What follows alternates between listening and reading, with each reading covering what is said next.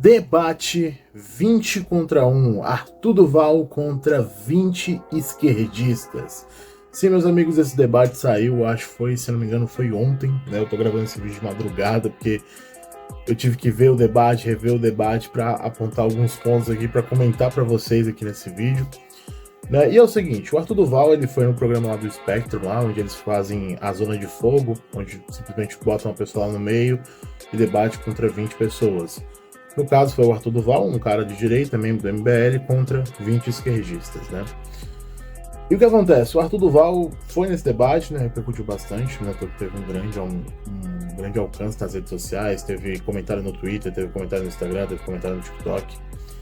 Só que o que acontece, né? Também teve grandes polêmicas sobre alguns assuntos relacionados, por exemplo, a FGTS, a fim da escala 6x1, a pena de morte e vários outros temas, né? E ele debateu com uma galera, né, que é trabalhista, que é a mesma galera do meu lado, né, a galera mais social-democrata, trabalhista, né, como o Tamir Felipe, como o Loconte e o Charlie Barkley, né. E então, o que acontece? Eu peguei os melhores tópicos desse debate, né, eu peguei os debates com o Tamir sobre FGTS. Olha, pra vocês terem noção, eu tive que anotar 3 páginas, juro, 3 páginas, só para lembrar dos tópicos, cara, porque foi muito gigante e também teve muito termo técnico. Então, assim, eu tive que realmente fazer continha para ver como é que eu poderia resumir um pouquinho o argumento tanto do Arthur como também dos trabalhistas. O primeiro tema que a gente tem que abordar aqui nesse vídeo é a questão do FGTS e da CLT, que foi o primeiro bloco do debate, onde o Arthur ele trouxe a argumentação do seguinte: quero rasgar a CLT. Essa é a argumentação que o Arthur trouxe para o debate. Quero rasgar a CLT. Onde ele simplesmente falou que a CLT atrapalhava, né, a contratação de empregados para empresas. Óbvio que quando você ouve essa frase, você pensa, lá vem o defensor de patrão, lá vem o explorador de CLT. Justamente o contrário. Eu acho que a CLT hoje ela prejudica muito mais o trabalhador e a economia como um todo do que ajuda as pessoas que querem arrumar emprego, melhorar os seus salários, melhorar suas condições de trabalho e sonhar com um futuro melhor. E aí, beleza, ele falou sobre a consolidação de direitos trabalhistas. Aí, um dos primeiros que participou sobre esse debate foi o Tamir Felipe, né, que é trabalhista assim como eu, né, inclusive um dos melhores youtubers que tem sobre trabalhismo na internet, né? E aí o que acontece? O Tamir chegou lá no debate e falou simplesmente a pergunta mais óbvia. Beleza, Arthur, a consolidação de direitos trabalhistas tem diversos artigos. Qual é o artigo que tu quer rasgar? E aí o nosso querido Arthur Duval cita o FGTS. Só que o FGTS não está na CLT. Não está na CLT. Não está, galera. Não está. O FGTS é um direito trabalhista fora da consolidação de direitos trabalhistas. E aí o Arthur, que ficou assim, bambeado, não sabia para onde ir, ele falou, não, Tamir, é porque assim, quando eu tô falando sobre CLT, obviamente eu tô falando de todos os direitos trabalhistas. Um dos problemas da CLT que você enxerga é o FGTS. Um deles. O problema é que o FGTS não tá na CLT. Não, mas não importa. Não importa. Você falou que quer rasgar a CLT. Sim, cara. E você me trouxe um problema do FGTS. Não, o FGTS está fora da CLT. O FGTS é uma lei... Tamir, a CLT, quando a gente fala de CLT, eu tô falando de todos os direitos trabalhistas. Ah, não então a afirmação sua tá, você não quer rasgar a CLT. É óbvio, você tem um problema com uma lei específica que é do FGTS, que está fora da CLT. Não é. Mas não é. Ele não especificou isso nem na contextualização. Além de ter falado, não, galera, não. Eu tô falando aqui de todos os direitos trabalhistas em geral atrapalha a contratação, blá blá blá, gera custo pro empregador. Aquele velho discurso neoliberal. Mas não, ele especificou literalmente a CLT. E levou esse tombo aí do Tamir. Uma outra polêmica que também teve foi sobre a questão do custo total do patrão tem que direcionar ao empregado, né? Que também foi uma outra polêmica que o Arthur trouxe, onde o Arthur perguntou simplesmente para o Tamir: Tamir, você acha justo eu, como meu empregado, o empregador, ter que pagar diretamente para o funcionário o FGTS e todos os impostos incluídos? Aí o Tamir falou simplesmente o óbvio. Não, Arthur, informação falsa. 76% do que o custo que o empregador tem, ele passa diretamente para o empregado. Verdade. Por exemplo, vamos supor que você tem um bar. E nesse bar eu quero contratar 3 vezes por semana, mas só essas 3 vezes. Por que necessariamente eu tenho que te pagar o FGTS? Por que necessariamente eu tenho que pagar todos os impostos que vêm com isso, dobrando o custo? Aliás, às vezes até triplicando se você colocar o custo dos processos trabalhistas. Informação falsa. 76% do seu gasto como patrão vai diretamente para o funcionário. Não. Sim. Não, mas de qualquer forma, Tamir, vamos lá. Você concorda comigo que... E pra galera que tá usando o fact-check como argumento para falar, nossa, o fact-check ele refutou o Tamir, na verdade o fact-check só confirma o argumento do Tamir, porque o fact-check deixa bem claro que é o custo total que o empregador vai ter com o trabalhador, resumindo, o total, mais 76% do custo que o empregador vai ter com o trabalhador vai diretamente para o trabalhador. As outras coisas ou vai se transformar em imposto ou vai indiretamente para o trabalhador, mas 76% vai direto para o trabalhador e o restante ou vai indiretamente ou vai para o governo. Seguinte, vamos lá. O que é passado para o empregado? O salário bruto, o FGTS, o 13º salário e férias. Esses são os diretamente direcionados para o empregado. O que não é direcionado e já é descontado, por exemplo, do empregado, é a questão do INSS patronal, que ele já vai diretamente para o governo, já se torna diretamente para o governo, e outros encargos, por exemplo, como Sistema S, seguro e etc.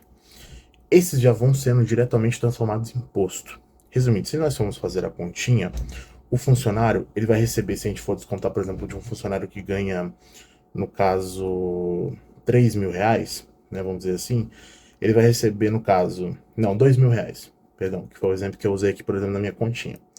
Se o funcionário, por exemplo, ele ganha R$2.000, junto com o FGTS, o 13º salário, e junto com férias, por exemplo, ele vai ganhar R$2.648,80, resumindo, 78% do custo que o empregador teve, ele direciona 78% disso diretamente para o funcionário. O que não vai diretamente para o funcionário são os 22% que ele tem que pagar diretamente para o governo. Resumindo, o dinheiro do INSS patronal e os outros encargos não é diretamente para o funcionário. Então, simplesmente, e o Arthur, ele fala, não é assim não, não é bem assim não, o Tamir, não é assim também não é exatamente assim. Só que de fato, o Tamir trouxe e falou, não, cara, o que é diretamente para o funcionário é o salário bruto, é o FGTS, é o 13º, é as férias, mas não o INSS patronal, que já é descontado, e os outros encargos. Isso não é de fato. Inclusive, outro dado também muito interessante, né, que o Arthur falou, por exemplo, que não daria para contratar alguém intermitente dentro da CLT, né? Inclusive ele falou isso aí, não dá para contratar alguém dentro da CLT intermitente. Só que dá sim, é claro, a lei permite, inclusive, dentro da CLT. Só que qual é a questão do Arthur? Inclusive teve até uma confusão nessa hora, né? Porque assim, o Arthur deu a entender como se não fosse possível contratar alguém intermitente dentro da CLT, mas tem como, né? Mas eu entendi o motivo dele, depois ele deu uma explicação que deu para entender, que é a questão que ele acha que, por conta do contrato intermitente, ele também englobar os direitos trabalhistas que são consolidados pela CLT, no caso o 13º, o FGTS e tudo mais, isso não seria bom para ter um contrato. Basicamente é isso. É isso. É exatamente o que eu estou denunciando. Se eu tenho um bar e eu quero contratar a pessoa para trabalhar sexta, sábado e domingo, eu tenho necessariamente que estar na CLT. Isso é um absurdo, cara. Sabe por quê? Eu vou dar um exemplo. Você pode ter um bar que ele funciona de forma intermitente. Então, por exemplo, essa semana eu vou trabalhar quarta, quinta, sexta, sábado e domingo. Beleza. Semana que vem, só no domingo. Na outra semana, quinta e sexta. Na outra semana, sexta, sábado e domingo. Na outra semana, não vou trabalhar. Na outra... Então você não consegue hoje, dentro da CLT, contratar uma pessoa. E aí o que acontece com essa pessoa? Duas opções.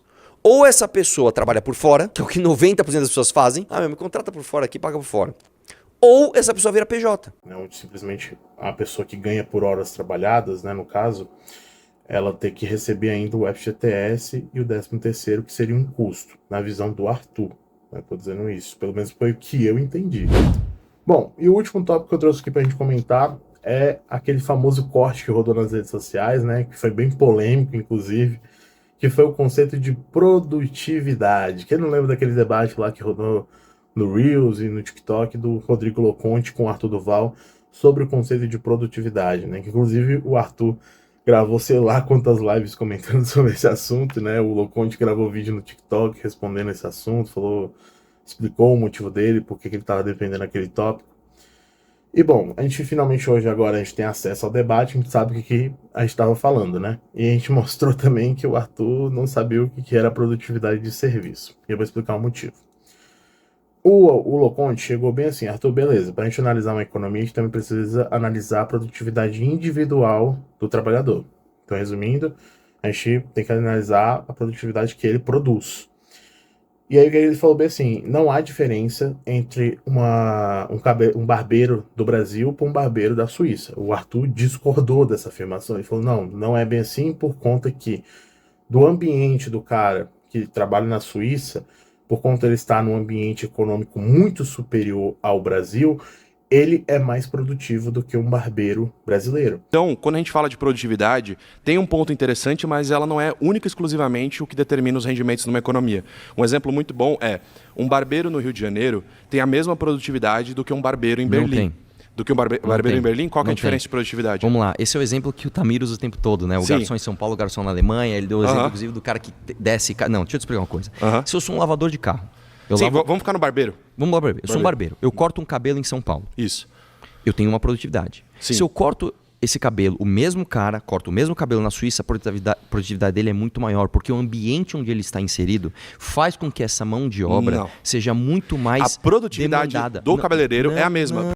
Só que o que acontece? A partir do momento que nós estamos falando sobre produtividade de serviços, estamos falando sobre microeconomia, relação de empresas. Não estamos falando isso no cenário macroeconômico. Porque se nós formos considerar o conceito do Arthur, ele é válido. Ele é válido. Ele não está errado nesse conceito. Por quê? Porque quando nós olhamos num fator, uma visão macroeconômica, aí sim nós vamos analisar a questão de rendimentos de uma nação, da economia, por exemplo, Suíça. A economia suíça é muito superior à da brasileira. E aí sim, beleza, a Suíça é mais produtiva do que o Brasil. Mas a questão que o Loconte trouxe foi a questão produtiva do barbeiro. O barbeiro brasileiro não produz menos que o barbeiro da Suíça. Isso apesar de rendimentos. E quando a gente fala sobre produtividade individual, que é o tema que o Loconte trouxe, nós vamos analisar o número de cortes de cabelo e o número de horas trabalhadas. E isso é fato. Isso é fato no cenário microeconômico, no caso. Porque se eu for olhar o desempenho produtivo da produção do serviço do barbeiro, eu vou ter que analisar isso. Eu não vou analisar o rendimento que ele teve. Porque aí é produtividade total dos fatores. Inclusive, eu falei num corte, né, gravei um áudio, né, na live do Tamir falando sobre esse assunto. Inclusive, vou tocar aqui para vocês verem. Fala Tamir, beleza? Matheus Uranin aqui da área. Cara, sinceramente, foi espetacular nesse debate, cara. Acabei de terminar aqui de ver todo o vídeo, né? Tanto você, quanto o Loconte, quanto o Charles, né? E a galera que fala que é o contrário, mano, geralmente são os clássicos baba-ovo do MBL. Porque simplesmente o Arthur não soube explicar o conceito, né? Microeconômico, por exemplo. Ele simplesmente confundiu microeconomia com macroeconomia, como se fosse regra. E o Loconte mostrou para nós que a análise de produtividade microeconômica, a partir do momento que nós falamos sobre conceitos de trabalho interno, no caso de empresas, automaticamente nós estamos falando sobre produtividade de serviços. E a produtividade de serviços é baseada nas horas trabalhadas e no número de cabelos cortados. Coisa que o Arthur confundiu totalmente. Ele confundiu com produtividade total dos fatores, no qual não tem nada a ver. Eu poderia falar muito mais aqui, mas só tenho 1 minuto. Então, um forte abraço e tamo junto. Mandou muito bem. Tamo junto, mano. Obrigado pelas palavras aí, velho. Aí também teve a parada aí do morango do amor, né? Também que ele citou, que ele falou, não, galera, ó, o morango do amor, ele é mais produtivo do que a maçã do amor, por conta que o morango do amor, ele tem mais hype, ele tem marketing, blá, blá, blá, isso, aquilo. A produtividade do barbeiro. Vamos lá. Se eu hoje fizer uma maçã do amor... Calma, deixa eu voltar aqui. Barbeiro. Se eu fizer uma maçã do amor e se eu fizer um morango do amor, eu estou sendo mais produtivo fazendo morango do amor. Eu estou falando do mesmo ambiente. Por quê? Porque o morango do amor tem marketing, tem hype. Isso conta pra produtividade. Vamos voltar no barbeiro. Ponto. Claro que conta, gente. Calma. Vamos voltar no barbeiro. Como se mede a produtividade de um barbeiro? Produtividade não, amigo. Se o cara que produziu 10 morangos do amor e um outro cara que produziu 10 maçãs do amor, ele tem a mesma produtividade. Ah, Matheus, então o que muda? O rendimento. O rendimento vai mudar.